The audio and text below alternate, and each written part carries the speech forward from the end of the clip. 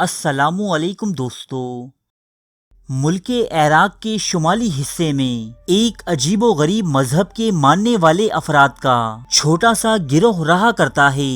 یہ افراد خود کو یزیدی کے نام سے متعارف کرواتے ہیں۔ گزشتہ سالوں میں اس مذہب کے ماننے والے لوگ یعنی یزیدی بین الاقوامی میڈیا کی خاص توجہ کا مرکز بنے رہے، جس کی وجہ شدت پسند تنظیم داعش کی جانب سے یزیدیوں پر ہونے والے مظالم اور ان کی نسل کشی تھی۔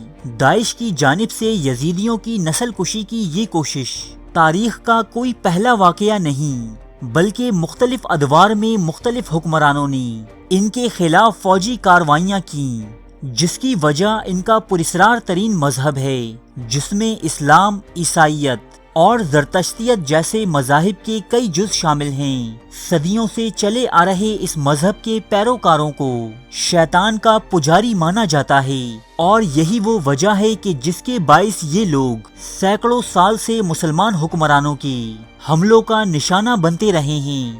تو چلیے جانتے ہیں کہ یہ لوگ کون ہیں، ان کی ابتدا کیسے ہوئی اور ان کے عقائد کیا ہیں۔ کچھ لوگ یزیدیوں کے نام کے سبب انہیں دوسرے اموی خلیفہ یزید سے جوڑتے ہیں۔ ان کا ماننا ہے کہ 750 عیسوی میں کہ جب بنو عباس کے ہاتھوں بنو امیہ کی خلافت کا خاتمہ ہوا تو آخری اموی خلیفہ مروان ثانی قتل کر دیا گیا، جبکہ بنو عباس کی جانب سے اس کے خاندان یعنی بنو امیہ کے لوگوں پر عرصہ حیات تنگ کر دیا گیا اور انہیں چن چن کر مارا جانے لگا۔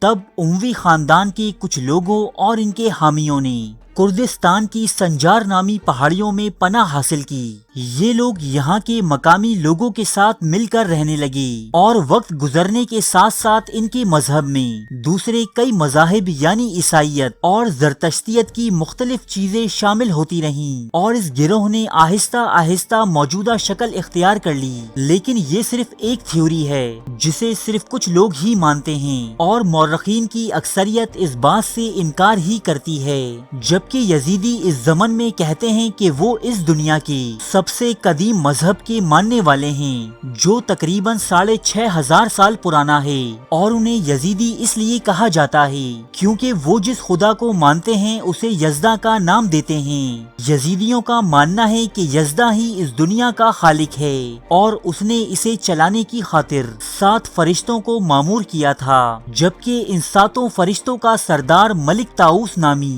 ایک فرشتہ تھا جسے پیکاک اینجل یعنی مور فرشتہ بھی کہا جاتا ہے۔ ایک مرتبہ یہ فرشتہ اپنی طاقت کے نشے میں چور ہو کر یزدہ کے خلاف بغاوت کر بیٹھا۔ یہ بغاوت ناکام رہی اور ملک طاؤس کو آگ میں جھونک دیا گیا۔ پھر وہ 40,000 سال تک اس آگ میں جلتا رہا اور روتا رہا، یہاں تک کہ اس کے بے انتہا آنسوؤں کے سبب یہ آگ بجھ گئی، اور یزدہ نے اس کی معافی قبول کرتے ہوئے ایک مرتبہ پھر دنیا کے روزمرہ کے معاملات سنبھالنے کی ذمہ داری اسے دے دی۔ اس کے ساتھ ساتھ یزیدیوں کا یہ بھی ماننا ہے کہ انہیں یعنی یزیدیوں کو ملک طاؤس نے ہی تخلیق کیا، وہ بھی دنیا میں دوسری انسانی نسلوں کی آمد سے کہیں پہلے۔ یزیدی اس مور فرشتے یعنی ملک طاؤس کی جتنی علامات اور نشانیاں بیان کرتے ہیں وہ تمام کی تمام مسیحی اور یہودی عقائد کے مطابق لیوسیفر اور اسلام کے مطابق ابلیس یعنی شیطان میں پائی جاتی ہیں۔ اسی وجہ سے یزیدیوں کو شیطان کا پجاری کہا جاتا ہے۔ شمالی عراق میں لالش نام کی ایک چھوٹی سی پہاڑی وادی موجود ہے۔ یہ وادی یزیدیوں کے سب سے مقدس مقام کا درجہ رکھتی ہے۔ یہاں ہر یزیدی زندگی میں ایک مرتبہ ضرور آنے کا پابند ہے۔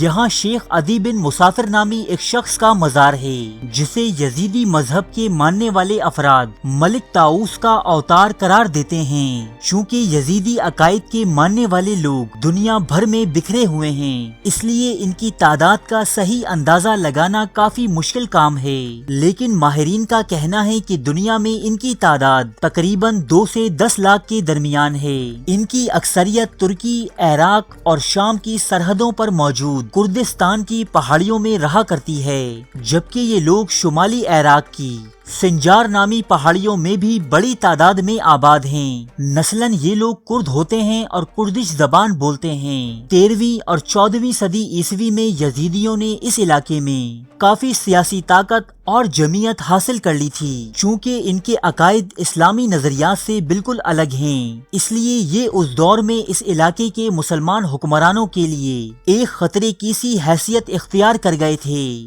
ملک طاؤس نامی دیوتا کی عبادت کے سبب مسلمان حکمران انہیں شیطان کا پجاری کہتے۔ اسی تنازع کے باعث 15ویں صدی عیسوی میں یزیدیوں اور مسلمانوں کے مابین کئی معرکے ہوئے، جن میں یزیدیوں کو شکست سے دوچار ہونا پڑا۔ یوں دن بدن اس مذہب کے ماننے والوں کی تعداد گھٹتی رہی۔ کچھ قتل عام کا شکار ہوئے تو کچھ نے اپنی رضا سے اسلام قبول کر لیا۔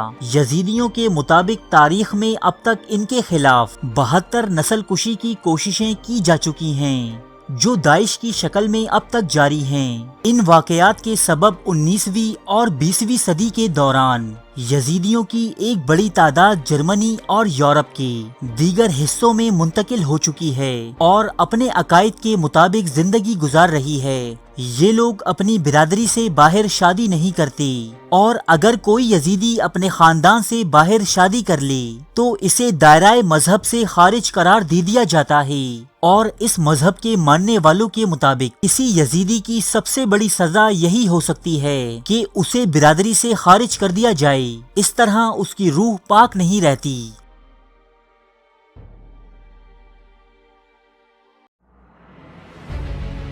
تاریخ کے موضوع پر پاکستان کا سب سے بڑا چینل، جہاں ملتے ہیں سچے واقعات مستند حوالوں کے ساتھ،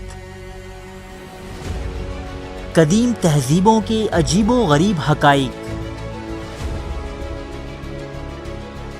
افسانوی داستانوں کے پیچھے چھپی حقیقت، زندگی بدل دینے والی اسلامی حکایات، قدیم اور جدید جنگوں کے احوال، دلچسپ اور پراسرار واقعات، بادشاہوں اور جرنیلوں کی عیاشی کی داستانیں، ملکاؤں اور کنیزوں کی شرمناک کہانیاں، یہ سب اور بہت کچھ دیکھنے کے لیے سبسکرائب کیجیے اردو ڈائری کو۔